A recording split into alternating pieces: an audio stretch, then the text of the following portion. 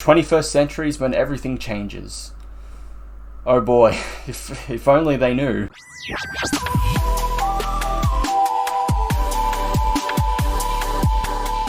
Hello and welcome back to Madmen with the Box. I'm one of the Madmen, Ozchris, here to talk about Torchwood One, Before the Fall, which came out on the 19th of January 2017. Now, while we've had so much about Torchwood 3, I mean, given it had its own 4-season show? Yeah, 4-season show, various other audio series branching off from it.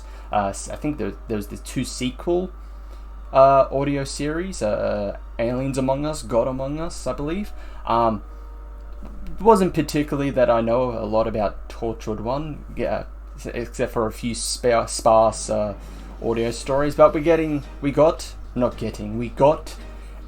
Torchwood 1 audio series to themselves, so here to talk about that. Now let's get started with The New Girl. And I'm Torchwood. New Girl by Joseph Lidster. No, not that New Girl, not one of the Deschanels, or however you pronounce their name. She's an actual New Girl, Rachel Allen. It's her first day at Torchwood 1. She's not really feeling it, she's feeling out of place, but as her time at Torchwood 1 progresses, she starts to become one of the team. Get it? Torchwood 1. I'm just a comical genius, I should just quit my job while I'm ahead of it. She starts to feel like she's a team member, really one of the team in Torchwood 1. Everyone's starting to like her, everything's going good for Rachel. Until the end.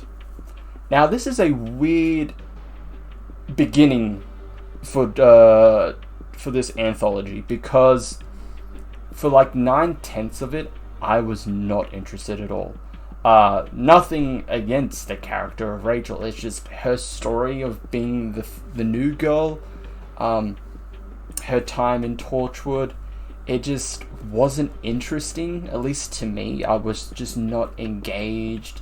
And I'm like, oh my god, I'm hoping this is not like, this is like, she is the main character, the main focus of this series. And if it's going to be just like this, I don't know if I can finish this. Until the end. The last few minutes when this twist happens, my god, I was like, okay, now I'm in. Like, now I'm fully in. You've gotten me. And I don't know if that's a good or a bad thing, because it isn't until the end when it really caught my attention, made me want to go, okay, I'm going to continue this now. Like, I was really like on the brink of just being like, no, I'm not going to continue this anthology. But as soon as that twist happened, I'm like, okay, that's good. And it's weird, I don't know if that makes up for like the other 9/10, the first 9/10 of this story, because looking at it, the first 9/10 is vital to that lead up to the twist. And I don't know, it's a really weird intro, because you don't really expect it, and it just suddenly like, okay, now I want to continue this. So I don't know. I mean, the twist I liked is just that everything up to it, even though it has to happen in order for that twist to be effective. So it's just a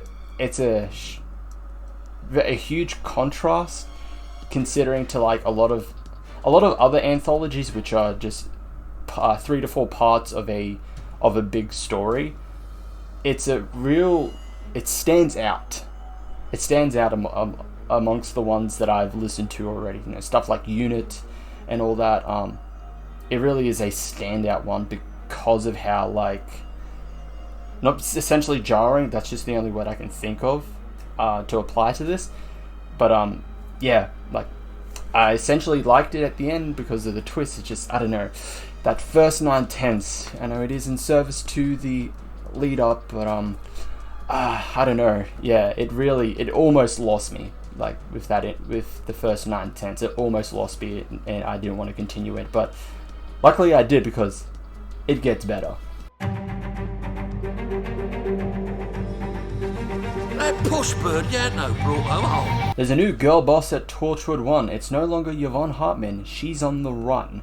Rachel is now in charge, and she's making some drastic changes to the organization, some that not a lot of people are particularly happy about. But while this is going on, Yvonne is trying to work out what has happened. Why has she been framed for a crime she didn't commit? And how can she fix this? Now, this is a good story. It's now really laying down the groundworks of what this entire anthology is. I really like the whole solo dynamic of Yvonne. Like, despite the fact she needs the team, it shows how effective she is. Almost like how much better she is if she's just by herself. She's essentially a team. She is the entirety of a wolf pack in one. And I really like that about Yvonne's character in this story.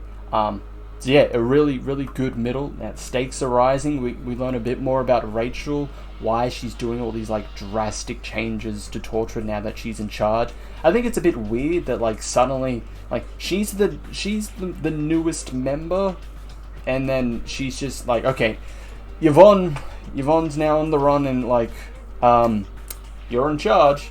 I mean, that happens at the end of the previous part, but like I don't know, it just felt kind of weird. It's supposed to happen because of the story, because of Rachel's story arc, that she becomes the leader of Torchwood One.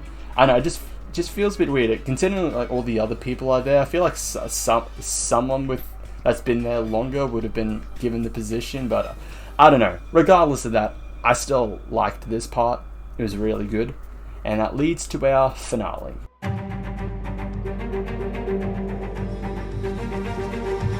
All of you, reach around. Uprising by Matt Finn. Ladies and gentlemen, it's time for war. Interstellar war. As Rachel is beginning to launch an attack on an alien species, but however, there's still one person in her way. There's still one huge roadblock, and I'm not talking about what's on her chests. It's Yvonne. It's just a little just reference to the fact that, come on, we've seen Yvonne in Doctor Who. A lot of the promo pictures they use, they really want you to.